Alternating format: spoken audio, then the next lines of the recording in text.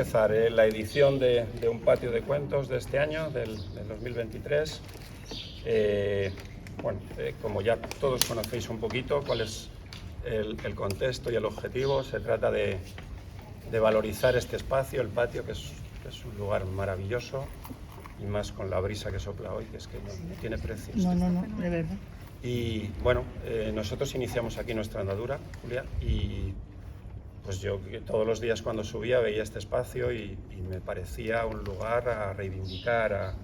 Se hacen otras muchas cosas, no somos los únicos que lo utilizamos, pero sí que era un espacio que llamaba a seguir hablando de cuento en él, ¿sabes? Durante el invierno nos reunimos en un espacio que está en la segunda planta, la sala de conferencias, que se llama, una sala muy chula, pero más convencional. Y en verano queríamos pues cumplir un doble objetivo: reivindicar este espacio y sobre todo visibilizar esta actividad de compartir conversación y literatura, y especialmente los relatos. Entonces yo creo que esta es la quinta o la sexta edición, ya no me acuerdo, ahí me baila, que hacemos estas sesiones de verano. Y bueno, bienvenida antes que nada, y muchísimas gracias por aceptar la invitación de venir. Gracias a vosotros por invitarme, a todos y a ti especialmente. Ya sé que bueno, tenías elegida La Rioja como destino para documentarte o para imbuirte de las formas del cultivo de la vid, del paisaje, etcétera, para luego implementarlo, trasladarlo a tu ficción, a tu creación. Ella está escribiendo o reescribiendo algo que, bueno, en el que ciertos aspectos que ha recorrido estos días le pueden ayudar para recrear o para redondear en lo que ella está escribiendo. Entonces, bueno, nos ha transmitido que le ha encantado lo que ha visto de paisajes, de ambiente, y de hecho ya está con ganas de repetir viaje en septiembre, aprovechando el momento de la vendimia, porque bueno, yo le he dicho y supongo que estaréis de acuerdo, no tanto la vendimia, sino que el otoño en esta región es espectacular, madre mía, es una paleta de colores absolutamente envidiable, hermosa, con esa gama de colores teja que inundan las viñas, y los amarillos de las choperas o de los viñedos blancos, espectacular, hasta el punto de que ya está tejiendo, ¿verdad?, un posible viaje. Bueno, que me enrollo. Ella tenía planteado venir y hizo coincidir ese deseo de venir con la invitación del Club de Lectura para venir a compartir con nosotros este libro, por lo que te estoy doblemente agradecido. Así como el resto del año también invitamos a autores y autoras, y a veces es en vivo y otras veces es online, pero en verano sí que, bueno, intentamos que sea de un modo más especial, es decir, que en todas las sesiones estéis, o bien en físico o bien en el plasma, para compartir en directo vuestra obra, ¿no? Así que, bueno, teniéndote en directo, pues es aún más gratificante desde todo punto de vista. Bueno, inauguras el patio de cuentos de este año, es por meter un poco de presión. La sexta temporada, que no sabías, Ángel, la sexta temporada. La sexta, gracias. Que inauguras, y es un placer. Vamos a hablar de En la celda había una luciérnaga. Es un libro editado por Blackie Books. Ahora me estaba comentando Julia en bajito que, viéndolo así, algunas personas incluso lo han comprado como para sus hijos o para niños, y es verdad que puede dar la impresión de ser un libro de cuentos pensado para niños. No es el caso, salvo niños ya un poco creciditos. Sí, es verdad, igual porque tiene el libro, sí, o estampas, que se decía. Pero es verdad que parece como un álbum de pegatinas. Totalmente. Y en realidad tiene sentido, porque muchos relatos tienen un cierto espíritu naif o algo así, también oscuro y perverso a veces, pero creo que está reflejado como ese espíritu un poquito infantil sin serlo. Por eso igual en las ferias se me ha acercado gente en plan, ¿se lo firmas a mi hijo? Tiene 8 años. Tú eres su tutor o responsable, o claro, tutora, ¿verdad? te hace responsable. Bueno, Julia es escritora, como obviamente sabéis.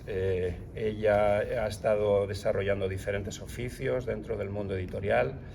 Ha trabajado en librerías, en alguna editorial.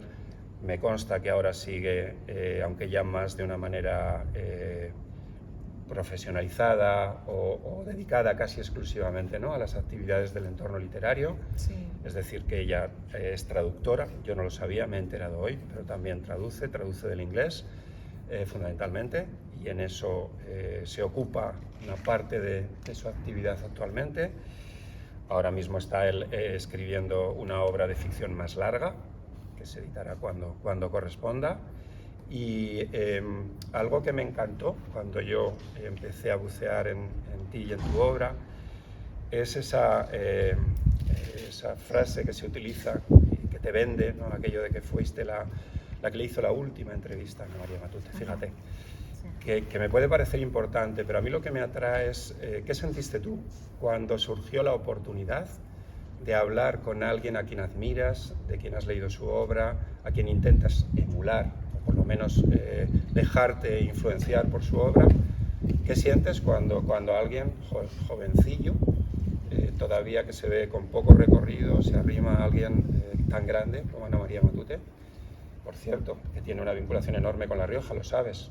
Lo sé, por eso, Pues eso. también quería, que es otra cosa que me he quedado, quería ir a Mansilla, que como muchos sabréis, supongo, era el pueblo de sus abuelos, donde Eso ella es. pasó mucho tiempo, que se inundó.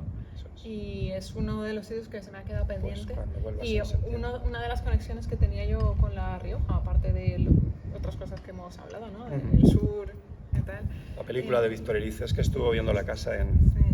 entre Ezcaray y Valgañón, donde se rodó El Sur. Perdón. Y es como que nunca había estado en La Rioja, pero sentía como varios puntos de conexión por varios sitios, culturalmente, y que me atraía mucho. Por eso cuando me lo ofrecieron dije, este es el empujoncito que me falta para ir, de verdad. Y me ha encantado, y además es que sois tan amables todos y es tan bonito estar aquí. Pues esto también, que os lo agradezco un montón. Y sí, volviendo... Sí, lo que te decía, esa situación en la que te surge o te cae la propuesta de ¿a que no entrevistarías a Ana María? Tú dices, pues venga, Pues venga, pues ¿que la no? Claro, yo tenía 22 años, era completamente descerebrada, lo sigo siendo, pero no. Bienvenida a un grupo de Claro, descerebrados. descerebrada en el sentido de insensata, de meterme a hacer cosas que no me corresponden, como hacer de periodista, que yo no soy periodista, nunca lo he sido ni he pretendido serlo, pero ahí yo lo que quería era conocerla, Claro. solo. Y conocí al director de una revista literaria y le dije, ¿cómo puedo conocer a Ana María Matute, que está muy mayor, no sé lo que va a durar? Tenía razón, no poco. Y me propuso hacerle una entrevista y dije, total, lo que yo quiero es conocerla. Si luego tengo que escribir algo, pues lo escribo. Y de hecho la entrevista es muy poco profesional, es como de fan más que de periodista. Pero fue muy bonita y tengo muy buen recuerdo. Y cometí esa como insensatez de conocer a tu ídolo, que muchas veces puede derivar en decepción. Y en este caso no, la verdad que ella se portó muy bien conmigo. Estuve 1 hora y pico, yo creo, hablando con ella en un hotel de Madrid, y fue toda una experiencia conocer a una persona que no solo era importante para mí, para mi educación literaria, sino, bueno, una figura histórica en España, ¿no? Premio Cervantes. Es que, bueno, además Ana María Matute es una persona que se lee mucho en los clubes de lectura. Sí, Bueno, su relato sí que está muy presente. está presente. Eso en es. la lectura, es verdad. Eso Y es. ella es mucho más trágica de lo que soy yo soy mucho Sí. más disparatada y tal. También que no he vivido una guerra civil, eso te marca mucho. A toda esa generación le marcó muchísimo la tragedia de la guerra. Pero sí que, no sé, yo he notado siempre un pequeño punto de entronque en esa mirada un poco mágica, Sí. un poco infantil, pero también trágica a la vez, que a mí me hizo sentir una conexión fuerte con ella. Y luego me han influido muchas más autoras y autores, Obviamente. pero ella fue la primera que me influyó de manera más adulta, ¿no? Porque de niña pues sí leí, por ejemplo, Gloria Fuertes, que luego también la he trabajado como editora, pero en mi etapa adulta ha sido más Ana María Matute, la primera. Había otra cosa, Julia, antes de entrar en los cuentos, que me llamó la atención y además me encantó. Es la dedicatoria en el libro a mi abuelo Paco y a mi abuela Pili, que me hacían reír. Y tú dices, ¿y por qué te llamó la atención así una frase aparentemente tan sencilla? Pues porque en esa sencillez está la conexión de lo que es la narración oral, aparte de un homenaje a esa relación tan mágica y tan maravillosa que es con una generación en medio, es decir, entre abuelos y nietos. Es una relación pura y es una relación en la que se producen muchas conexiones. Los abuelos no tienen obligación de educar a los nietos, están libres, y los nietos son libres por definición. Con lo cual, y entonces me suena a homenaje, es decir, yo te imaginaba sentada en donde fuera mientras tus abuelos te contaban cosas. Y en ese contar, en esa narración, germinaba aquello en lo que tú te estás convirtiendo. Yo me hice esa composición y así entendí esa dedicatoria. Y luego, por supuesto, la risa, pues no hay más que leer tus relatos para ver cómo el humor, con mayúsculas, está omnipresente. Es decir, yo hoy te comentaba, leía tus relatos y a veces me sorprendía a mí mismo con una sonrisa, una carcajada, un quiebro, una mueca, porque está lleno de constantes invitaciones a la diversión, a lo divertido, al juego.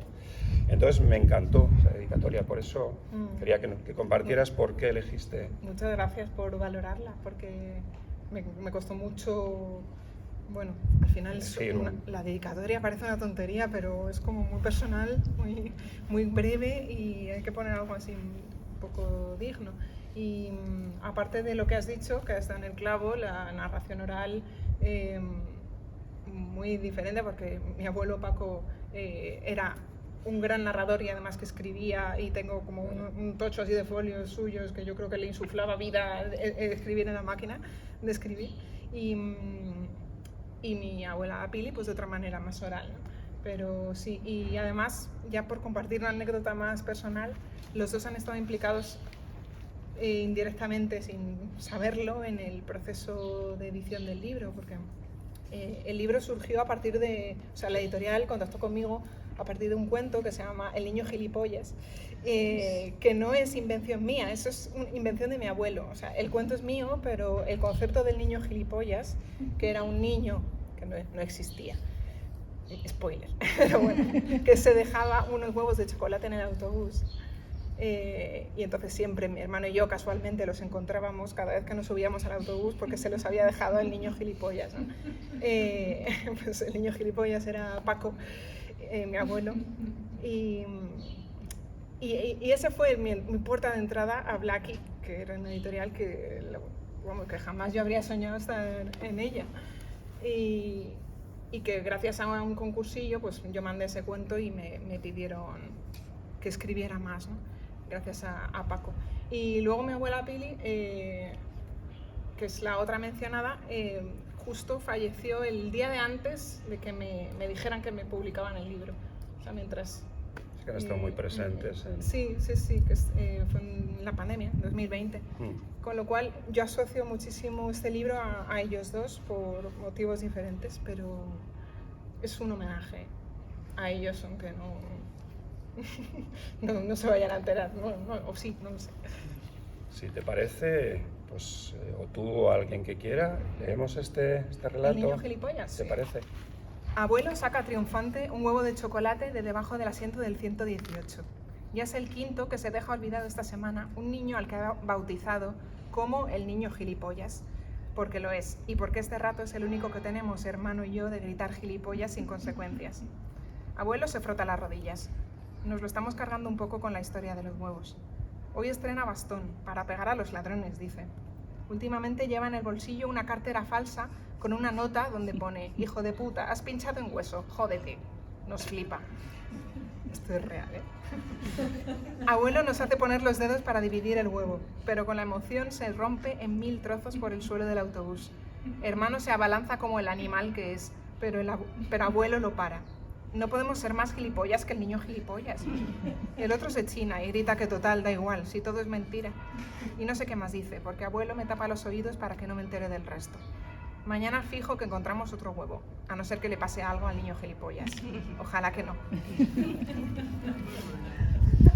Bueno, un lujo, que nos lo haya leído Julia. Pero lo de la cartera, os juro que además que se me quedó grabada esa frase exacta. Llevaba una cartera que ponía hijo de putas, pinchado en hueso, jodete, es sin dinero. Claro. Su pequeña venganza ante un carterista. Para que veáis que el humor al final viene en alguna parte correcto, de alguien. Por eso también quería que lo leyera. Sí. Bueno, le contaba antes a Julia, es un libro de lo más ambicioso, porque al final tiene 34 relatos de estructura, bueno, de todas las estructuras que os podáis imaginar, porque ella también ha aprovechado este libro para explorar diferentes formas, ¿no?, de escribir un cuento. O sea, en las distintas voces de narración, hay un par de ellos con estructura en forma de diálogos, ¿no? Sí, es que los cuentos dan para experimentar cualquier tipo de estructura, para jugar, que es lo que a mí me gusta. Por eso quizás pues cada uno, no sé, es tan libre, ¿no?, en la forma. También mi intención era que el lector no se aburriera. Hay que proponer, no sé, innovar, ¿no?, con la propia estructura, con la forma, para que no sea un disco rayado. Entonces, bueno, vamos a empezar a hablar un poquito del de Luciérnaga. Además, fue obviamente, aparte de tu prólogo, de una galleta que se llama Como yo, que me encantó. Luciérnaga me llegó de una manera muy, muy, muy especial. Me pareció un relato que además encierra algunos de los aspectos del libro, algunos, no todos. Por ejemplo, ahí hay un habitáculo, una celda, un espacio cerrado, obviamente, donde hay dos personajes. No se sabe dónde están, da igual. Nos das pinceladas de cosas que ocurren en el exterior, pero cada uno se puede imaginar lo que quiera. Una sociedad distópica, un ambiente apocalíptico, un ambiente de guerra, una represión, 1000 historias que justifiquen que estas personas están ahí. Hay un ambiente de carencia de lo básico, obviamente, de comida, de bebida, que se suple pues, con el sudor, o sea, beben sudor o se aman, básicamente. Es decir, que el hambre estaría solapada por el amor que se manifiestan, y la bebida pues por la saliva, el sudor, etc. Entonces, bueno, hay una recreación ahí hermosísima. Y luego aparece el elemento mágico, ¿no?, de la luciérnaga, que bueno, pues para todos los que hemos tenido infancia, que somos todos, que unos la hemos vivido con más intensidad y otros con menos, pero la luciérnaga siempre ha estado presente, bueno, al menos en mi infancia, y era un bicho, perdón por lo dicho, era un insecto mágico, atractivo, una puerta de luz hacia otros mundos, un faro, o sea, yo recuerdo en mi infancia que era un insecto que me maravillaba, ¿no? Entonces, ver el recorrido que tiene este insecto en el relato me parece maravilloso. A mí ya me cautivaste por ahí, con lo cual dije, sí, lógicamente siempre hay que poner en un cuentario primero pues un cuento potente, un cuento que te atrape y que te invite a seguir viaje, ¿no? Pero bueno, en este caso está absolutamente conseguido. Me alegro de que haya cumplido su función, porque es muy difícil elegir por qué cuento empezar cuando hay tantos.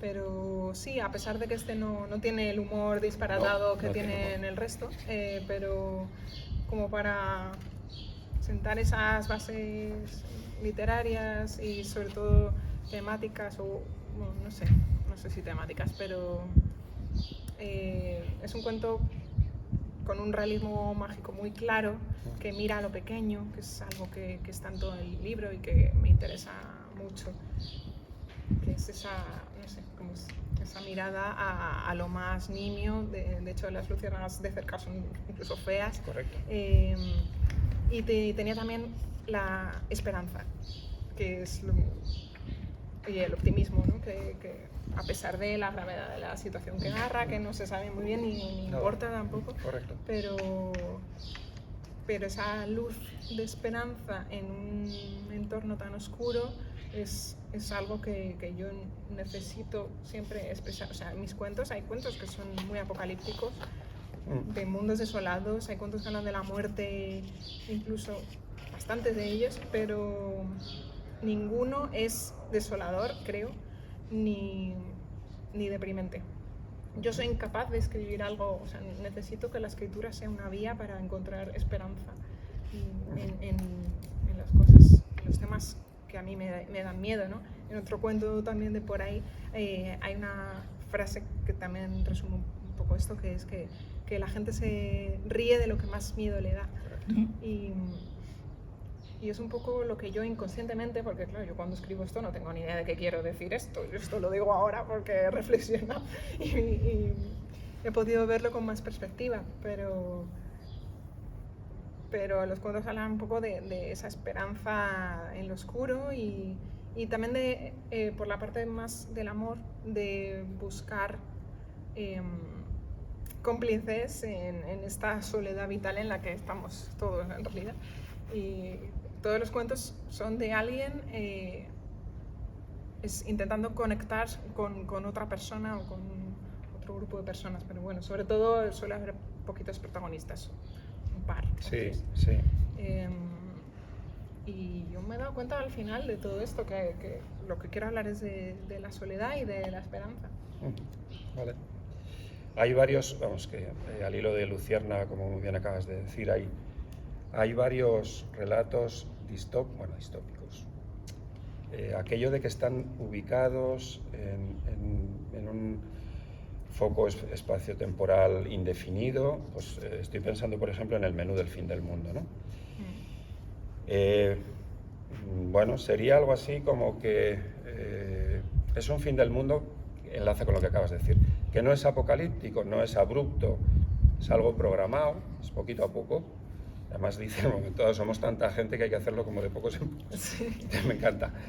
Entonces, como la despedida se celebra en una cena, y en esa cena tú eliges qué es lo que quieres tomar.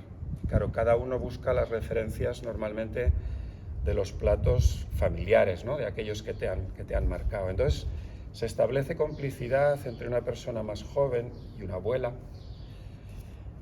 Te digo, recalco lo de abuela porque iba a hablar del ayuno, y en el ayuno también hay una abuela, que me imagino que es un homenaje a las pilis del mundo. Sí, o no. En o no, realidad es que la gente mayor, aunque no sean abuelos, me encanta. Correcto, o sea, pues me parece muy interesante y me gusta reivindicar un poco también a los que tienen menos foco en la sociedad, los que tienen menos hueco, los que no aportan productivamente, ¿no? Me encanta reivindicar eso, ¿no? No todo tiene que ser los que están en el centro del foco. Me encanta mirar a los márgenes, y en los márgenes pues hay desde marginados sociales directamente hasta ancianos muy mayores que ya me estorban un poco más, o sea, mirándolo con el punto de vista capitalista, ¿no? Y por eso me gusta reivindicarlos en muchos cuentos. Iba yo al tono este del menú del fin del mundo, eso, enlazado con lo que decías de la esperanza, que no es una situación caótica, apocalíptica, violenta, no, es algo pausado. Hombre, a ver, nadie se enfrenta con relajo a la muerte, pero sí que se establece esa complicidad en la fila entre la persona más joven y la abuela, la persona mayor. Y bueno, el final es muy, muy bonito. Subes por un elevador y continuarás. No, sí, claro. Me gusta acabar ahí, en plan, ¿para qué te voy a contar que luego se mueren? Sí, sabes que se mueren, sí, claro. Todos nos morimos, no pasa nada, o sea, ya lo sabemos. Me gusta lo que pasa antes, ¿no? Ese momento de absurdidad que pasa incluso en las situaciones más oscuras, esas conexiones fugaces entre gente muy dispar que de pronto se encuentran y que comparten ahí su última cena y se comen un cocido madrileño entre pecho y espalda y son felices un rato. Lo que pasa después, bueno, ya. Me estoy acordando ahora de otro relato, no me acuerdo del título, donde es claramente un homenaje a la obra El guardián entre el centeno. Sí, ese sale en el de la lumbre. Eso es. Entonces, bueno, hay una tragedia, pero lo curioso es que dos adolescentes que se están conociendo, digamos, o que han tenido un primer escarceo amoroso, etcétera, corren por un campo con hierbas tan altas, por eso me he acordado. Bueno, por eso y porque él le deja el libro, hay que ser honesto, sí, a la referencia. Pero eso, que es un hombre, pues un adolescente atormentado, ¿verdad? Como demasiado oculto, como que le puede todas sus inquietudes intelectuales en la cabeza, y entonces, bueno, a la vez creo que claramente le gusta a esta chica. Y ahí está esa imagen tan bonita de que corren por un campo donde las hierbas son tan altas que no les dejan ver, ¿no? Es como cuando corre por el campo de cereal. Y entonces, bueno, termina en tragedia. Pero... En los cuentos hay mucha simbología, sí, también. Sí. Se presta mucho, no los míos, digo el género en general. Como todos se centran normalmente en un elemento, como que ese elemento al final de manera inconsciente acaba actuando como símbolo de algo. Pues la luciérnaga, tal, en ese caso es como muy claro. En otros no está tan claro, pero bueno, si te pones a pensarlo siempre se encuentra. Y lo que digo, muchas veces cuando se escriben una no es tan consciente. Claro. Tú solo quieres hablar de un supermercado, por ejemplo, vale. O de una aventura nocturna en un supermercado. Y luego dices, pues en realidad aquí estaba hablando de otra cosa, ¿no? O uno que es en una estación de autobuses, aparentemente no es nada, es un montón de gente esperando un autobús. Sí, pero de nuevo aparece la distopía, ¿verdad? Claro. Porque hay unas normas que regulan el acceso al autobús, ¿no? Sí. Ahí al final es otra vez la simbología de la muerte del último viaje. Correcto. Pero muchas veces lo que digo, mientras escriben una no es consciente, pero el propio cuento te va llevando a la metáfora y al símbolo, y eso es muy, muy divertido y muy intrigante también, no saber de qué vas a hablar. En este del que habla Julia, de que están esperando para subir al autobús, hay un pasajero que tiene una patata en el bolsillo del abrigo, por la que siente un profundo afecto, o sea, hasta el punto de que no quiere dejarla. Entonces, ese es el foco de tu mirada, ese es el matiz de tu escritura, es decir, el resto, pues como tú muy bien dices, es el último viaje, la muerte, una sociedad distópica donde les fuerzan o los desplazan, porque sí, lo que sea. Pero tu mirada está en el afecto o la relación que se establece entre el tubérculo y esa persona. Claro, es que lo literario está en lo pequeño al Correcto. final, y el interés siempre está en los detalles. Cuando te cuentan una historia y te la han contado hace 2 meses, ya no te acuerdas muy bien, pero seguro que si te dijeron que se tomó un churro, te vas a acordar, ¿sabes? Que no te vas a acordar de muchos detalles generales, pero sí de ese detalle anecdótico pequeño que a lo mejor no sirve para nada, pero que hace que empatices con la historia, con el personaje. Tengo interés en hablar antes de que el de Bosque Soy, porque es un cuento muy singular, es muy original. Bueno, Bosque Soy es el título de una revista, que no se lo rompa la cabeza. De una revista ficticia dentro del relato. Sí, entonces, es que además el comienzo es fantástico, porque, bueno, como todos somos seres curiosos, yo me reconozco. Entonces, hay una persona que mete la cabeza por el hueco de un árbol. Y claro, el hueco lleva a un espacio más cómodo, a una estancia más cómoda, habitada. Y entonces establece un diálogo entre esta persona que ha metido la cabeza y quien viva ahí dentro. Entonces es un diálogo surrealista, hermoso, donde al final incluso la voz que vive dentro reconoce que en fin, pues que por la anterior visita, pues sintió algo especial y se ha sentido traicionado. Y bueno, parece que la seducción se produjo a partir de una sopa, sí. Y entonces al final le propone que... Los detalles son a que no te acuerdas de cosas, pero de la sopa te acuerdas. Totalmente. Entonces, bueno, es otra estructura de relato. Sí, es que el diálogo... Absolutamente surrealista, sí. El diálogo me encanta, el diálogo, ojalá es muy difícil algún día hiciera solo un libro de diálogos. Es muy difícil trabajar el diálogo. Yo he hecho mucho teatro y es verdad que por ahí me viene un poco el gusto por el diálogo improvisado y absurdo, porque cuando se escribe diálogo se improvisa todavía más. Claro, la impro es una de las facetas del teatro. Sí, yo he hecho mucha improvisación teatral, claro. Y lo aplico mucho a mi escritura, a cualquier relato, pero es que en los dialogados todavía más, ¿no? Y el propio cuento te va llevando solo, es como una cosa mágica que ocurre, que obviamente está cimentado pues, en lecturas propias, en experiencias y en cosas que hay en tu cabeza que no conocías, ¿no? Pero el propio cuento, una pregunta te va llevando a una respuesta hasta que al final acabas hablando de la gentrificación del espacio natural. Eso, por decir algo, pero en realidad es una historia íntima lo que se establece, una pequeñita historia surrealista. Hay otro donde trabajas el diálogo, el de Segurísimo. Segurísimo es otro dialogado también. Eso es. Esa es una llamada de estas. Fijaros qué cabeza tiene Julia. Yo reconozco que suena el teléfono, sobre todo el fijo, claro, porque en el móvil, como ves, quién te llama, y se me revuelven todos los interiores, porque me han intentado vender de todo, a cualquier hora del día. Ya no descuelgo, obviamente. Pero entonces ella le da la vuelta y genera un diálogo. Bueno, este no es estrictamente dialogado, aunque tiene un peso importante en el relato. Este es más una reflexión a partir de una situación de crisis de pareja, ¿no? De soledad, de padre que echa de menos a su hijo.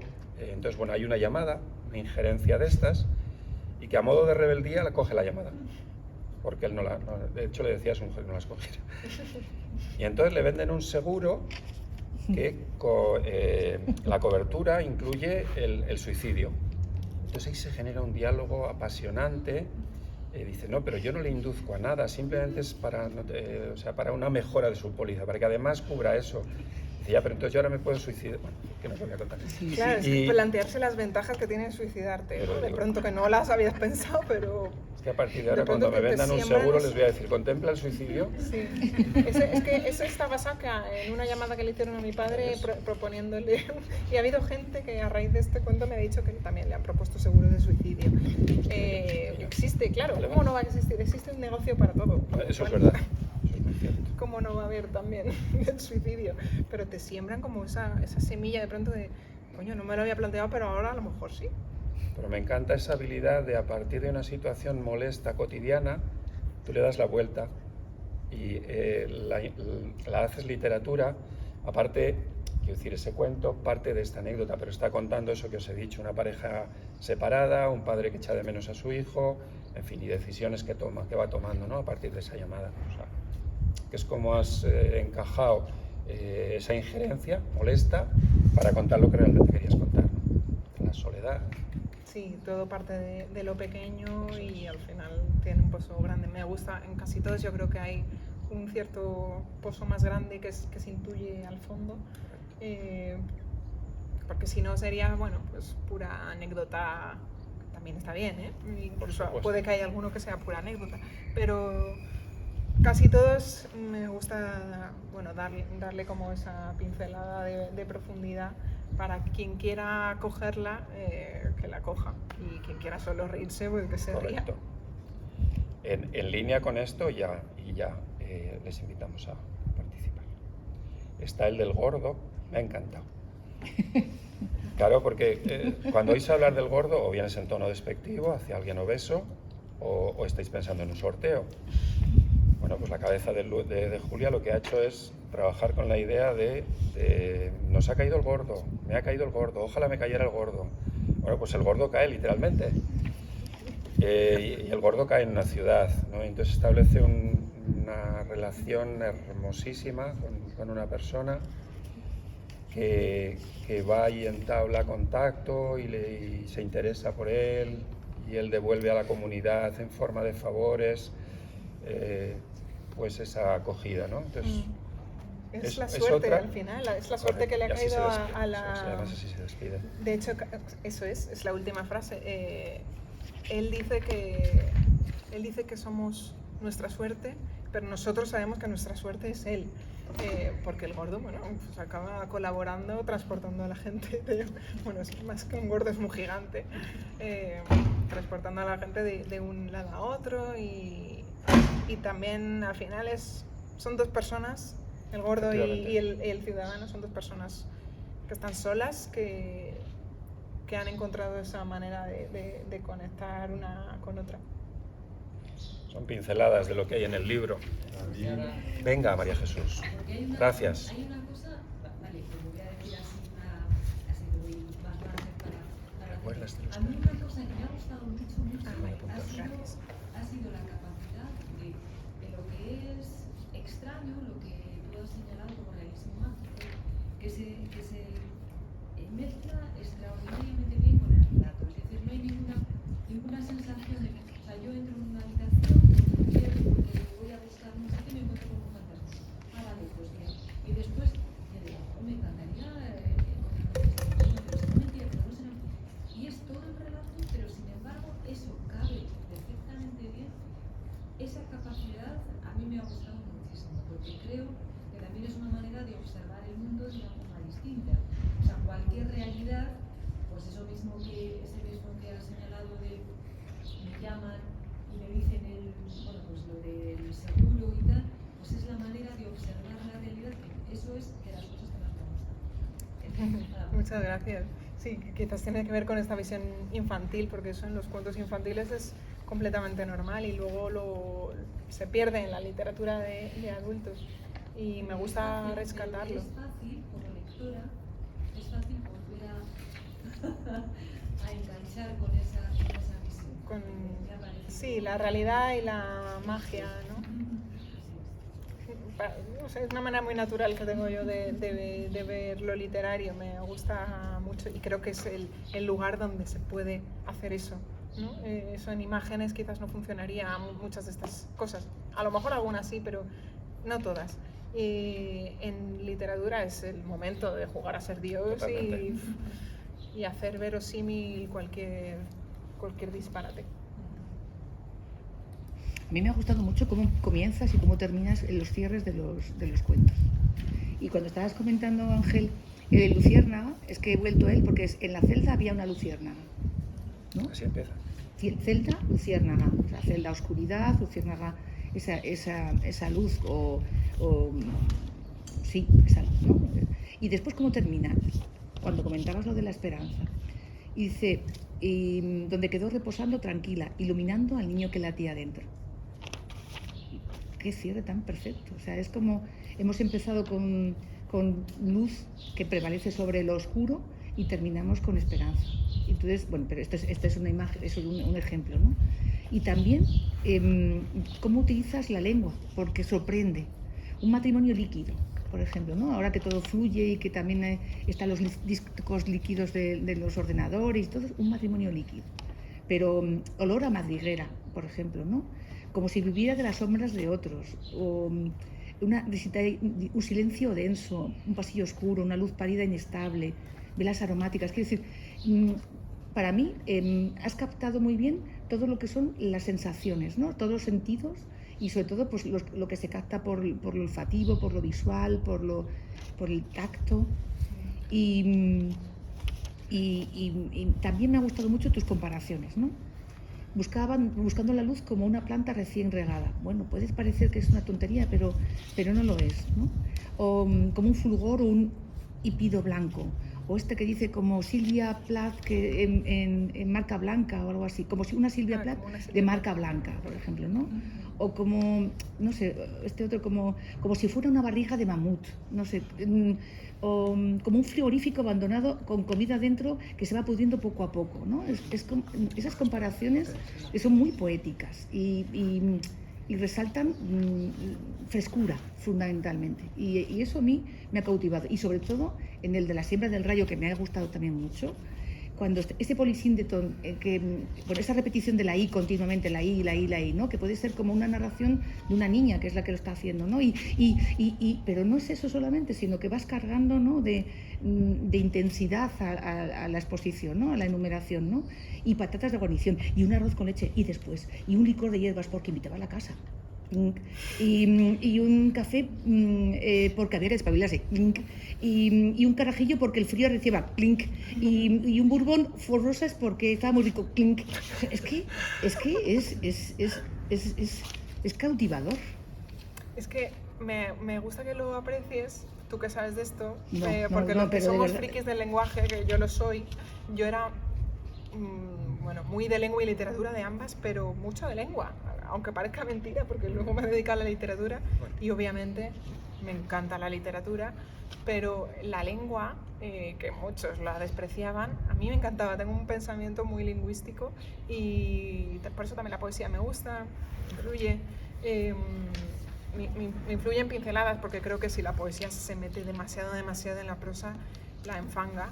Pero para pinceladas creo que viene muy bien, sobre todo en el relato, que es un género en el que tienes que meter al lector muy rápido, ¿no? En un solo párrafo le tienes que provocar ya las sensaciones para que se meta en una historia nueva cada vez. Al final la única manera de hacerlo eficazmente es a través de imágenes originales y evocadoras. Y eso es lo que yo me he esforzado en hacer y es lo que a mí me parece un reto y lo divertido de escribir. O sea que te agradezco mucho que lo valores. Bueno, y el cuento que se está contando ese de la revista de Vos que soy o algo así, ¿y cómo termina? A mí es que ese me encanta. Bueno, yo por comentarte, a mí por ejemplo me han gustado igual los más inquietantes de los que tienes, que uno sería por ejemplo Nuevo Mundo, que cuentas un poco esa situación de conquista de nuevo territorio, en un territorio en el que se queda el profesor de historia con una alumna que se supone adolescente o en esa franja de edad, ¿no? Y cómo a mí sobre todo lo que me ha gustado es cómo has plasmado el alivio cuando el profesor de historia pues es atacado por la víbora, ¿no? Bueno, lo estoy destripando. Chica, Mira que acabamos de decir. que es un libro de relatos breves, o sea, ¿sabes? Sí, luego vamos a Es hablar de otras imposible hablar cosas. de los relatos. Luego se olvida. Exactamente. Pues me ha gustado mucho cómo ella no va recuperando, porque ella deja de hablar un momento porque él acaba ocupando tanto espacio, ¿no? Que solo habla él y solo se comunica él, y me ha gustado mucho cómo lo has expresado, ¿no? Como ella poco a poco va escuchándose otra vez a sí misma y va ocupando el espacio que le pertenecía, y es como que ya no quiere no quiere ponerlo en juego cuando ve el avión que sobrevuela la isla, y no sé, a mí simbólicamente me ha gustado mucho. Sí, me gusta mucho las relaciones desiguales, son muy interesantes las relaciones de poder y son carne de cultivo literario. Otra propuesta chula de ese relato, ¿no, Mireia? Es como esa oportunidad de dos seres que han naufragado, bueno, que han de fundar una nueva civilización, ¿no? Sí. Al menos es la fantasía de este hombre, Sí. ¿no? Lo que iba a decir Sí. es lo de la masculinidad tan arrolladora, ¿no? Casi violenta, sí. Sí, que lo hay en muchos relatos porque lo hay en el mundo y lo he vivido yo en mi vida también, pero también me interesan mucho los personajes masculinos en otros, me he acordado, vulnerables, me parecen muy interesantes, como salirse de ese cliché. Bueno, de hecho aquí también es vulnerable, aunque sea muy expansiva y muy dominadora, esa masculinidad no deja de enmascarar una fragilidad interna. Pero sí, me gusta mucho escribir personajes masculinos. No creo que sea un libro que por estar escrito por una mujer y tener muchas protagonistas femeninas, Sí, porque las tiene, hay unas cuantas. sea femenino. Lo han leído muchos hombres y supongo estarás de acuerdo que lo han disfrutado igual. Me interesa escribir personajes de todos los tipos y de todos los géneros. para nosotros, pues quiero decir, como hombre, el reto interesante es bucear en esas amistades o amores entre mujeres que están en varios relatos, ¿sabes? Por desconocidos, por enriquecimiento, por notar con proximidad también con esas formas de amistad y de amor. Entonces, Sí, ¿no? Al no final digo se lee de manera natural, absolutamente, supongo, seas absolutamente. quien seas. Es que a veces las mujeres damos el hándicap de que solo nos leen mujeres No. por prejuicio o por lo que sea.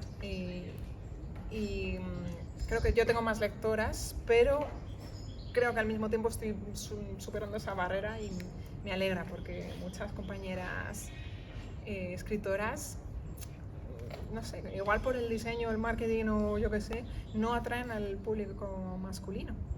Y es una pena porque lo femenino es igual de universal, Correcto. no es específico. Me ha gustado de La siembra del rayo, me ha parecido precioso. Cómo lo habitual llega un momento que lo que haces, los hábitos que tienes, se hacen monótonos en ese matrimonio y se separan casi no están. Y entonces ella se le ocurrió de la siembra del rayo. Y lo que me gusta es que le pregunta al niño, ¿cuándo es la siembra? Anteriormente ella lo había dicho, en otoño y en invierno. ¿Quieres decir que es cuando pasa el tiempo? O sea, que cuando tú empiezas a buscar el sentido de la vida más esencial es cuando ya se llega a una cierta edad. No sé si le hago bien la pregunta. Sí, pues es una metáfora que yo no había, no era consciente, pero se puede ver así. Porque la niña no nota, o sea, se van a lo de sembrar el rayo, es que me encanta. Yo te comentaba antes que yo esta mañana tenía que ir a la plaza por un lado y digo, me voy por otro, porque no puede ser ir por los mismos sitios a ver si encontraba, yo no sé si un rayo que hubiera caído o alguna cosa especial. Aventura, Aventura, ¿no? Yo iba a buscar aventura. Algún pescadero, ¿no? Oye, Predispuesta. Pero mira. lo que me hizo gracia es que la niña se va con ella y le pregunta, o sea, anteriormente había dicho, la niña le pregunta, que siempre tenía curiosidad la niña que cuándo era la siembra del rayo.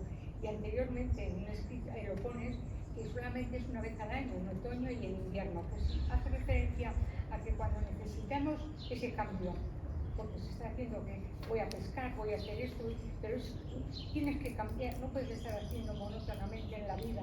Y parece que es en el otoño y en el invierno cuando surge algo que dices, tengo un sentido a la vida, entre algo que sea la luciérnaga misma, tener una luciérnaga que te dé una luz. Sí, es una interpretación muy bonita, sí, no, yo no me la había planteado. Al decir lo que da en otoño y en invierno y la cría se lo pregunta, pues no se nota un poco. No, era porque me parecía bien en otoño y en invierno. Pero sí. Pero no sé si hay muchos rayos en otoño y en invierno. No, pero no me lo dice. Que se... Bueno, Sí, yo cuando, quiero decir, los relatos tienen cosas no reales, con lo cual está bien, entras, no sé si en una fantasía o entras en lo que sea, con lo cual tiene cabida de si se producen o no se producen rayos en otoño y en invierno, que es cuando más se producen es en verano, ¿no? O con las tormentas, como me parece a mí, Eso habría que verlo en las estadísticas. Hay que ir a los números, para ver si es cierto. Es que no me interesa nada la realidad, la verdad. Pues con lo cual estaba, bueno, pues dices, ya entro en otro mundo, en otro universo, Julia me lleva a otras cosas. Aquí, claro, esa madre es un personaje que a mí me encanta, es de mis favoritos del libro, y es obviamente llevado al extremo, ¿no? Porque se ve que es una persona que no está muy en sus cabales. Pero, chica, por entrar por las ventanas, es que... Sí, pues tiene fobia a las puertas. Pero precisamente un relato es el género perfecto para desarrollar un personaje tan extremo. Quizás una madre así en una novela no se sostiene, ¿no? O, bueno, más difícil. Sí, sería muy difícil, sería un género muy mágico, muy de realismo mágico. O para un personaje secundario, terciario, quizás. Pero el relato es el género lugar ideal, perfecto claro, para estos algo así. personajes. Sí, esta madre la rescataré, pero de una manera un poco más realista Bueno. en lo próximo que estoy escribiendo. Y además, cuando toca también, que se acerca ella sola a tocar donde está el rayo, a ver el calor que desprende y tal. No deja la niña deja atrás, la protege porque no sabe lo que va.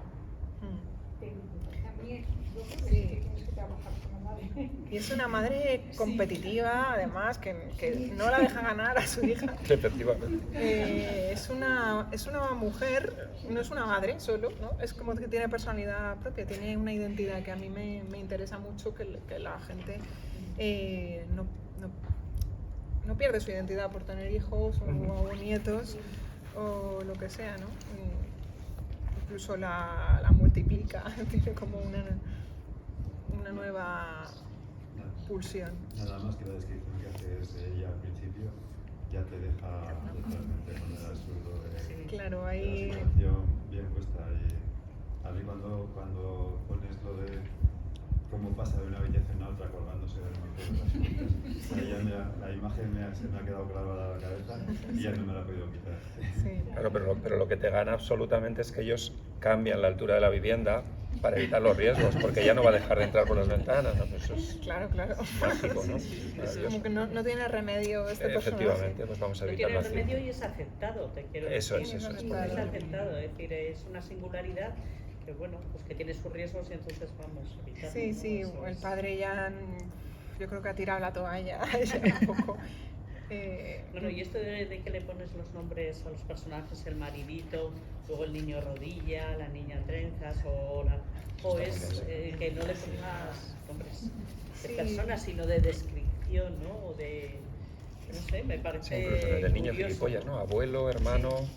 Sí, son como arquetipos. Me gusta mucho Sí. trabajar con arquetipos y luego retorcerlos, obviamente, y llevarlos por otro lado, pero también quizás heredado de los cuentos clásicos o de algo más infantil. No estoy muy segura, pero no me gusta anclar demasiado a un espacio o a un tiempo, salvo excepciones, ¿no? Que me gusta pues, sacar Madrid, por ejemplo, en uno, pero por lo general, y en lo que estoy escribiendo ahora pasa igual. Aunque haya venido a La Rioja aquí para ver vuestros Sí, no tiene paisajes nada que- maravillosos, no me gusta poner nombres porque condiciona muchísimo al lector. Y no pasa nada, o sea, a veces puede ser positivo que le condicione, pero en lo que yo quiero escribir prefiero, no sé, como que queda más abierto. Eso, que no esté condicionado por... ¿Pero porque no quieres que sea real o porque...? Lo saca de la realidad un poco, el no Para que sea poner nombres más ni, abierto, ni más lugares. imaginario. Sí, en los cuentos funciona muy bien. Y en la novela que estoy haciendo ahora, quizás simplemente lo hace más universal, más, bueno, que cualquiera se puede identificar más fácilmente. Y porque además yo soy de una ciudad tan grande y soy de Madrid, que es un no lugar. Y creo que de ahí también me viene mucho ese desarraigo que se ve en muchas cosas que escribo, que bueno, se desarrollan en lugares intermedios, en los extrarradios, en supermercados carentes de alma, ¿no? En aeropuertos. Y me interesan mucho esos sitios porque ahí hay mucha humanidad, aunque no lo parezca por fuera. Y el mundo también es así, es un lugar hostil, el sistema es así, el capitalismo es así, que aunque lo haya dicho ya 2 veces, no es que yo esté obsesionada con el capitalismo, pero realidad. te impregna y te oprime al final de alguna forma inconsciente. Y quizás viene de ahí la obsesión también por los anónimos, por los no lugares. Eso parece un poco, yo lo estaba pensando, como pasa en los pueblos, que normalmente al final te quedas con los motes y desconoces cómo se llaman las personas, ¿sabes? Sí, es el relato de las Los comadres. motes que pueden ser compuestos o pueden ser algo así como lo que haces en ese cuento, Sí. y es lo que se te queda. En este de las comadrejas, ¿verdad? El recurso de el hombre barba, la madre huevos, la mujer silbato. El padre calvo. Padre Calvo. A mí este me ha gustado mucho. definirlos por... Sí, me parecía muy, muy interesante. Claro, no sabíamos qué les estaba ocurriendo a estos personajes o no sabemos el motivo por qué han decidido comprar esa casa tan cara, nos ha resultado tan cara y que lo que tienen que tirar adelante, ¿no? Y ese problema que se encuentran, que quien lo ve son los niños, ¿no? Y que son los que van hacia la aventura, ¿no? O van a la improvisación, que dicen, siempre improvisan, ¿no? Ya improvisarán, siempre improvisan, ¿no? Entonces, a mí sí me ha gustado muchísimo, no sé a dónde me llevaba también pues a los juegos imaginarios que te haces de pequeño y a las historias que te montas, aunque aquí haya un problema real o algo y además mezclas muchas cosas, porque viene el que viene a vender y se queda ahí hasta el final, y cómo se compra y cómo no, y los adultos y los pequeños. Bueno, a mí sí que me ha gustado. Ese cuento funciona por sí mismo en su propio universo, en su propia historia, y también se puede leer como una fábula pandémica, ¿no? Sí, hay un enemigo invisible que solo ven unos pocos, en este caso los niños, y me gusta esa lectura fabulesca. No sé, o sea, obviamente yo no me interesa escribir sobre la pandemia tal cual, pero es un pequeño homenaje también por la época en la que nació este libro, y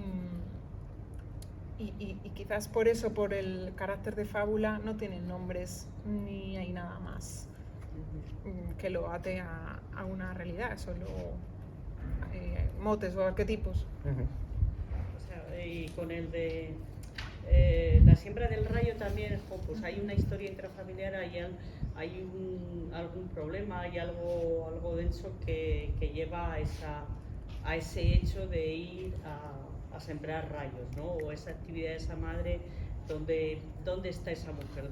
¿Qué ocurre con esa familia? Pero con el relato tan corto, pues crea un interés, ¿no?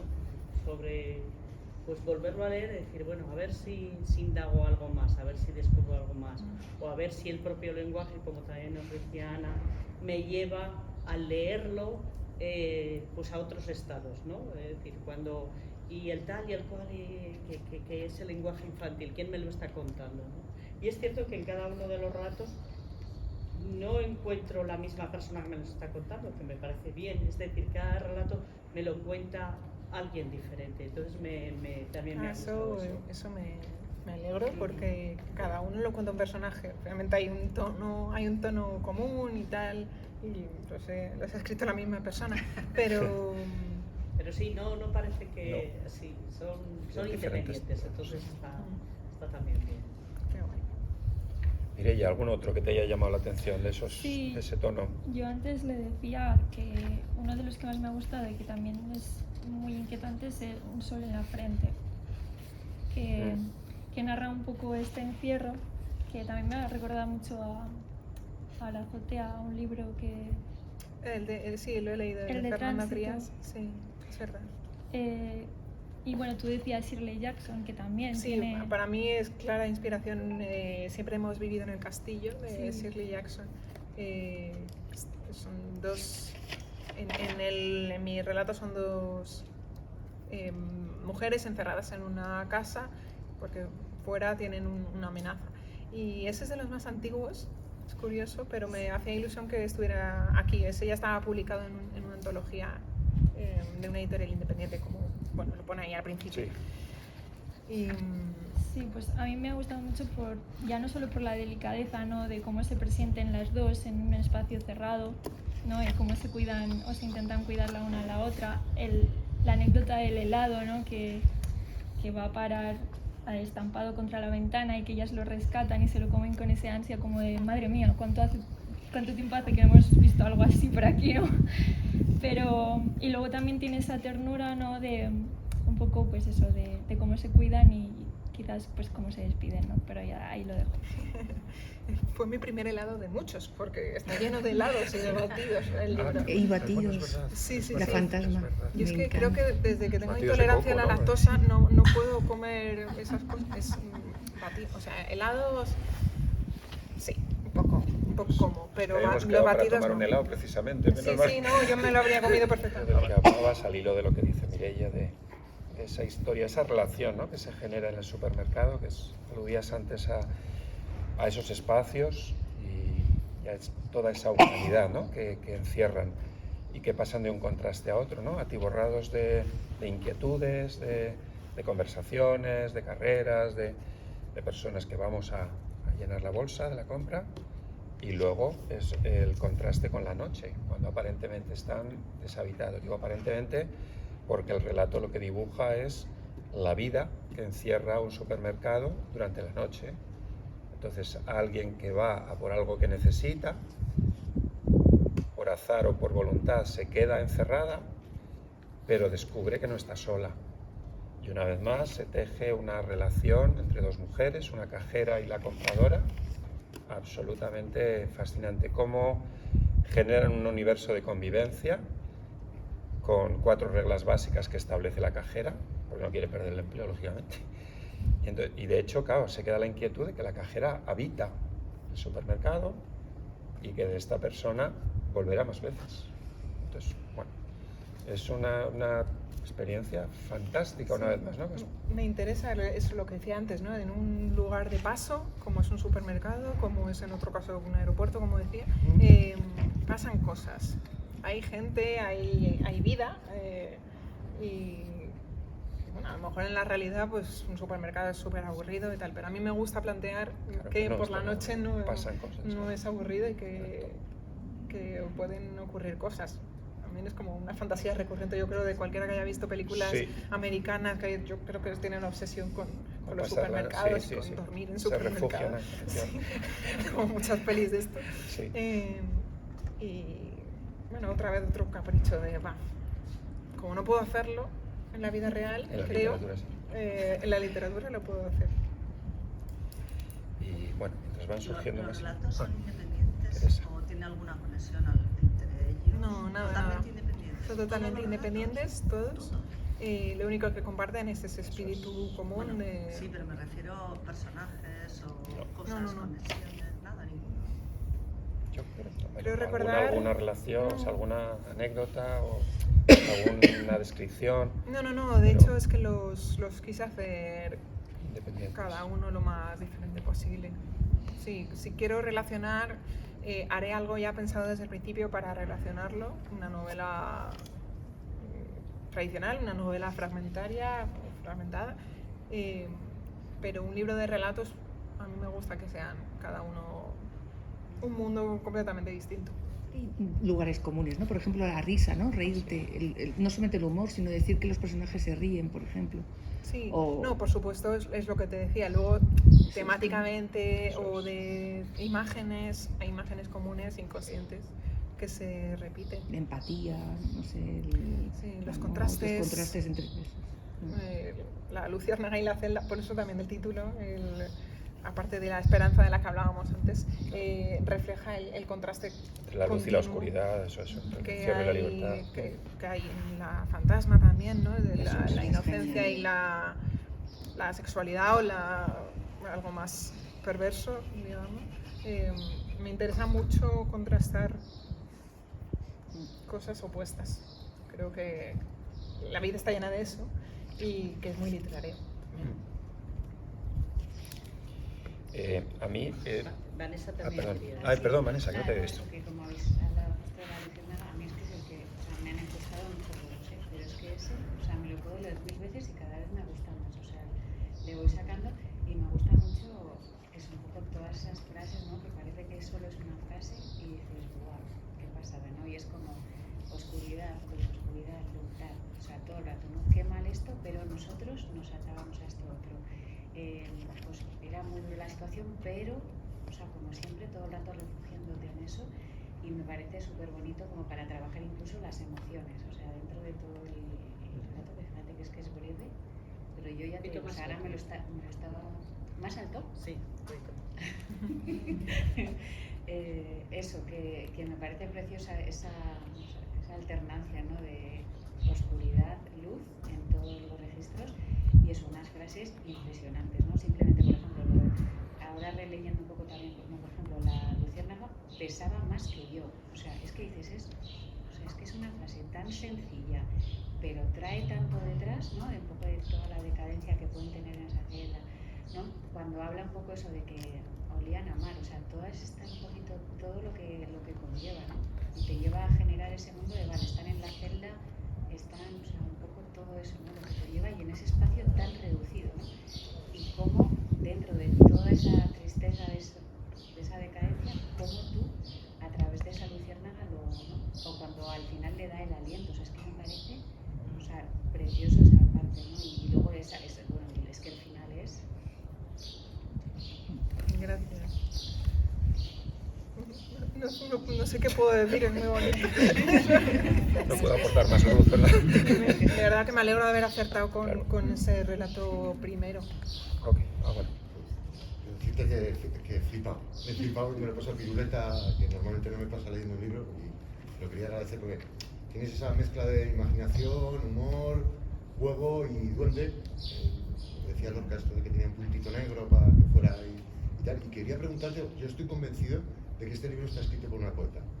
Entonces, aparte de las referencias que tienes, que lo has dicho tú antes un poco, que lo has dosificado, ¿qué relación has tenido con la poesía? Mi padre no me leía cuentos de pequeña, me leía poesía, me leía Machado, Lorca, Rubén Darío y otros poetas, pero sobre todo esos tres, y Gloria Fuertes también, mucho. Y he mamado eso desde muy pequeña y al final también tu propia sensibilidad te lleva un poco a eso. Yo no escribo poesía, la verdad, me gusta solo hacerlo en pinceladas en la prosa. Me siento más cómoda así. No sé si sería capaz de escribir poesía, pero bueno, muchas gracias, porque es lo que decíamos antes, es que es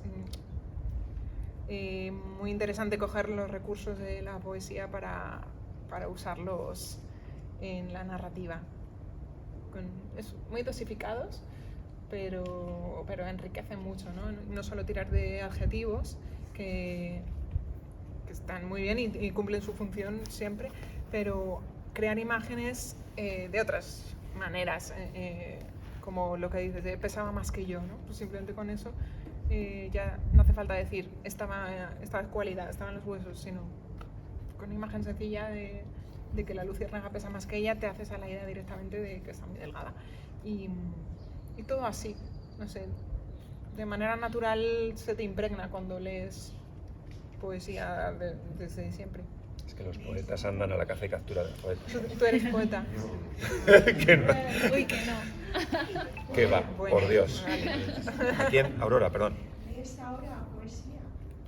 Que si leo ahora. ¿Sigues leyendo ahora? Sí, no es lo que más leo, pero no he dejado nunca de leer y nunca he sido solo lectora de poesía o mayoritariamente de poesía. Pero, por ejemplo, lo que hablábamos antes, me ha tocado traducir el año pasado la biografía de Silvia Plath y he leído muchísimo a Silvia Plath. De hecho, pues, la imagen está de una Silvia Plath de marca blanca, aunque la hice antes de la biografía, ahí está. Y me gusta mucho, sí, seguir leyendo a poetas. No te sabría decir algo en concreto uno en concreto que me encanta, sino que por goteo. Yo comento, venga. Perdón, eso, Sí, Evelyn, antes, adelante. cuando estabais con la siembra del rayo, estaba ahí, porque estabais todos fascinados hasta que tú has discrepado un poco, porque a mí la siembra del rayo, bueno, me encanta, como que el compañero, me encanta, y ahora oyéndote eso, lo que has leído, lo que has recibido de narración oral, de poesía leída por tu padre, de lecturas, claro, en tu lingüística, entiendo de dónde sale todo esto, porque es tan completo el cóctel que has hecho y tan propio, tan personal, me gusta muchísimo, muchísimo. Pero decíais el de la siembra del rayo, que me ha flipado, pero es un relato que me ha parecido durísimo, o sea, pero durísimo, a mí me ha roto, o sea, me ha dejado, he dicho yo, no me lo puedo creer, o sea, venía tan jiji, jaja, que es un poco lo que habéis puesto todos en valor, ¿no? Como, qué loca la tía, yo cuando he dicho, yo digo, esta loca es muy loca, esta loca no, estas locas que dices, que tiene detrás, ¿no? Me ha dejado rota porque además, digo, yo he tenido que leer bien, digo, esta gente que ha leído. Claro, cuando dice, Eso me pasa constantemente, lo de ¡qué divertido! Dice uno y el otro, uy, pero yo digo, a mí, sí, yo cuando ya empecé empezado ya un poco así, pero claro, ese cuando yo lo iba leyendo, me parecía el llanto, ese hiposo de los niños que no quieren volver a casa. O sea, he dicho yo, madre mía, digo, estoy igual de tarada que esta, ¿qué me pasa? No, lo digo de verdad, sí, vale. Claro, y entonces he dicho yo, entonces me parece preciosamente escrito, pero me parece que detrás hay una historia bastante dura de una mujer que no está en el sitio donde quiere estar, ¿no? Y sin embargo, me parece oscurito, o sea, oscurito en ese sentido, aunque esté muy bonito maquillado. Y el de la luciérnaga, que es oscuro, me parece súper bonito de decir, aquí dentro de tanta mierda, de tanta suciedad, de tanto, que incluso en el texto de a la diosa o a la virgen de la cucaracha, o sea, es como asqueroso, ¿no? Me parece que es más bonito, o sea, es como el contraste, como el yin y el yang de lo que nos ha servido aquí el maestro. Pero sí, he disfrutado mucho. Con el gordo inevitablemente me ha venido lo del gordo. He dicho yo, qué bueno. O sea, vale, es una idea que se le puede ocurrir a cualquiera. Decir, cae el gordo y te lo visualizas cayendo a cualquier cabeza un poquito así. Pero lo has trabajado muy bien. O sea, está muy divertido hecho y muy visual y muy de darle la vuelta a la suerte. Así que me he disfrutado muchísimo. Gracias. Sí, es lo que hablábamos de los contrastes, ¿no? Sí, no, pero creo que tienen muchísimo más... Y del fondo oscuro, que hay muchos que tienen un fondo oscuro. De la primera lectura esa del humor, de tal, hay mucha más historia detrás. Yo ni lo sé, ni me interesa ahora mismo. Luego si sacas la novela, que ya estaremos ahí atentos, pues sabremos qué pasa con esta mujer que no pasaba por las cuentas. No es, o sea, es un personaje... que no es que coja esa historia y la alargue, sino que es como el tipo de personaje o algo así, el tipo de madre al límite, ¿no? Atípica o fuera de... Sí, que a mí me interesa mucho.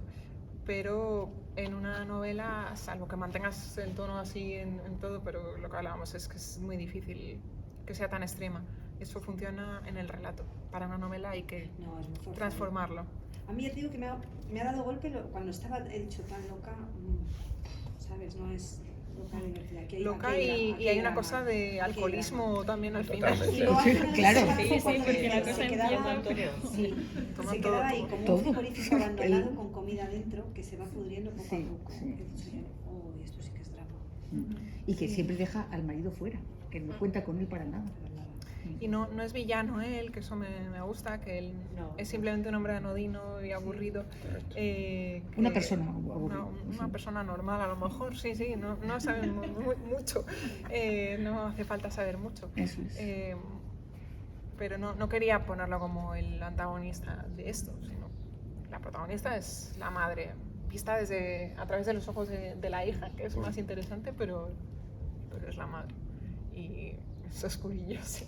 Hay muchos así, pero bueno, es que el mundo es oscuro. Sí, no, pero me gusta lo oscuro y me gusta que me lo cuenten así, es parte de la vida. Entonces, pero claro, cuando la gente, pues no sé, debo tener una mente un poco retorcida que veo... No, es parte del mundo y parte de una misma también. Totalmente. Y todo el mundo supongo que tenemos una parte oscura. Y el que diga que no es que no la reconoce. Eso es, efectivamente. Una parte perversa, retorcida y de todo. Y cuesta enfrentarse a ella, pero la literatura te da resortes y oportunidades para explorar eso de manera sana, inocua completamente y interesante. Una pregunta que parece un poco osada, pero...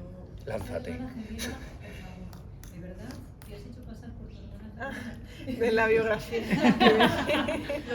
Vienen mis grandes éxitos vitales. No, si está ahí es porque se puede preguntar. Claro, efectivamente, está publicado. Me ha parecido una joya, o sea, de verdad.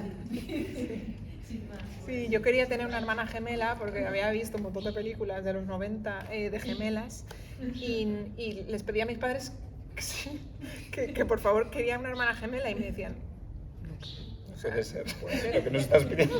Dice, como solo te podemos clonar. Y yo, bueno, o sea, mis padres biólogos los dos. Me daban esa opción, ¿no? Es la única solución posible. Y yo, pero es que si no tienen mi edad, no me vale. Y lo que hice fue que en el comedor, que éramos, cuando ibas a sexto, ya el último curso del colegio, eras de los mayores, y te ponían a cuidar a mesas de pequeños, te ponían de jefe de mesa. Y yo cada día iba, o sea, bueno, iba de Julia, normalmente era Julia, pero a veces aparecía La hermana gemela. otra persona, sí. Y los niños, bueno, se lo tragaban con patatas totalmente, que yo era mi hermana gemela. Y me ponía otro peinado. Entonces, ojalá ahora encontrármelos en algún momento. Decirles la verdad. ¿A quién querían A la otra. los niños? Pregunta por ahí. A la otra. Siempre A la otra, siempre a la otra. Siempre es más La otra, ¿no? divertido la Claro. otra. Yo quería compartiros un relato que a mí me ha gustado de manera muy especial. Creo que es uno de los mejores del libro y además creo que él solo justificaría la lectura del libro. Se llama El hombrecito. Me parece de antología, porque fijaros, es hablar de la mendicidad y de la soledad, la más cruda posible, que se sustenta en un viaje interminable en un autobús de la línea circular de Madrid. Esas son las premisas. Y bueno, esta persona no tiene dónde vivir, habita en el autobús hasta que el autobús ya termina y busca otras opciones como el cajero automático, por ejemplo. Y en ese deambular tiene una visión de un montón de hojas que un soplador va amontonando y sobre ellas ve a un ser diminuto que le saluda. Y bueno, entonces a lo largo del relato se va viendo la evolución de interrelación con ese personaje que, como es una línea circular, sistemáticamente lo ve. Entonces se va viendo cómo evoluciona él y sus peripecias de supervivencia en el ayuntamiento. O sea, en el autobús, perdón. Cómo sobrevive birlándole, por ejemplo, el bocata a un niño, ¿no? Entonces, cuando termina la línea, la última vez que pasa, se fija y ya no está. Y es precisamente eso lo que le hace bajarse. Le hace bajarse y le hace acudir al montón y le hace habitar ese montón. Entonces el relato, que además a mí me parece que es una de las grandezas, con ese tono circular interminable, se termina cuando él a la mañana siguiente se levanta, reconoce a una persona en un autobús de esa misma línea que está pasando y le saluda. Se acaba. Me parece, insisto, de los mejores del libro. Claro, a mí, por lo menos. Es que tiene esa circularidad. No, perdona que te No, para nada, yo te lo he compartido. Como estamos así de chacha, tal cual. Tiene esa circularidad que tanto me gusta y que también funciona en un relato corto. La circularidad literal del autobús y de la trama, que lo hay en muchos cuentos, pero aquí es especialmente marcado. Y él mismo se convierte en el hombrecito. Y a mí también me gusta mucho y es de los pocos que está anclado en un lugar, aunque es irrelevante que sea Madrid, simplemente porque hay una línea circular. Línea circular, sí, porque tiene línea circular, que la he frecuentado mucho y me la conozco bien. Es un relato circular, pero con final abierto. Sí, pero... ¿Sabes qué es? Bueno. Porque el final ya sabes que se va a repetir otra vez. Claro, es la gracia. No es abierto porque es un círculo. Si siguiéramos podríamos contar la historia de esa, pero ya sabes cómo va a acabar, ¿no? Eso sí podría dar para una novela, ¿no? Con los distintos personajes. Sí. Me encanta ese absurdo. Para un relato de 4 páginas está bien, para una novela a mí me ha fascinado. Te puedes marear. Siendo un argumento conocido, pero me ha encantado cómo está ubicado en una línea de transporte circular y cómo describes cómo hace una vez más de un elemento extraño como es un autobús una habitación, un espacio que él habita durante el día. O sea, igual que lo que hemos hablado del supermercado. De los no lugares. Es que está lleno de no lugares. Eso es. Pues yo recomiendo El ayuno. El ayuno. Vale. En el punto de vista de una mujer mayor. Y qué es lo que ella observa, cómo le da una realidad. Qué bueno. Es que es muy bueno el punto de vista de alguien que dice, pero ¿qué están haciendo? Si no saben por qué lo hacen, es algo automatizado, pero... Y empieza así, fijaos, dice, y venga a darle vueltas al conejo, como si el conejo hubiera que marearlo para que saliera bueno. Entonces empiezas así y dices, a ver, ¿y qué está diciendo? Y es que de verdad que es buenísimo. Y lo que pasa después, no lo quiero decir porque este sí que hay que leerlo. Es que tiene el personaje de la yaya, de la abuela. Bisabuela, y cómo interactúa después con las bisnietas. Y eso me encanta. Y otra vez es como se infravalora a una persona mayor. Por eso, el punto de vista, y que la dejan ahí, arrumbada, ¿no? Como hostigada. Exactamente. Y el humor también, es que me gusta mucho, y tu imaginación. Y digo una cosa y ya termino, de verdad es que me ha gustado mucho esto. Dice, la agenda del teléfono, la letra M, donde papá apuntaba los nombres de todos. Mi Tony, mi Lara, mi Eloy.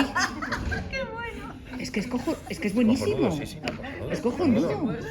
A ver, Ana, sí, pero... Es buenísimo. Me has dicho que, no sé si te extrañaba o no, o te sorprendía que hubiera madres que compraran el libro de los libros. Pero al hilo de lo que has comentado tú antes, que has comentado que es un libro que a lo mejor pues, se podrían trabajar las emociones, yo también lo pensé un poquito, porque al final todos los relatos, bueno, aparte del humor y esa cosa como fresca que tiene, creo que cada relato depende un poco de tus vivencias, de tu edad, en el momento en que te encuentres y puedes como separar cosas y bueno, no es lo mismo el niño que lee, por ejemplo, pues el de la luciérnaga o el del gordo, un niño que le puede sacar una parte como muy bonita y muy infantil a nosotros tan mayores o más adultos, dependiendo de las circunstancias de nuestras vidas o del momento en el que nos encontramos, de ver otras cosas quizá pues más oscuras o más penosas, ¿no?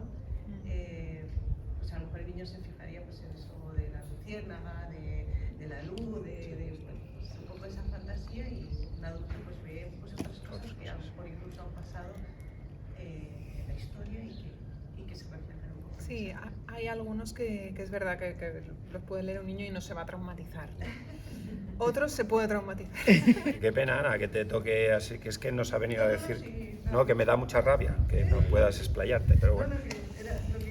Que nos ha dicho que quedaba muy poco tiempo. Entonces, bueno, por supuesto agradecerte y darte un abrazo enorme ahora enseguida. Hay un aplauso. Que muchísimas gracias, Julia. Y ojalá que en septiembre te volvamos a ver, ¿vale? Sí,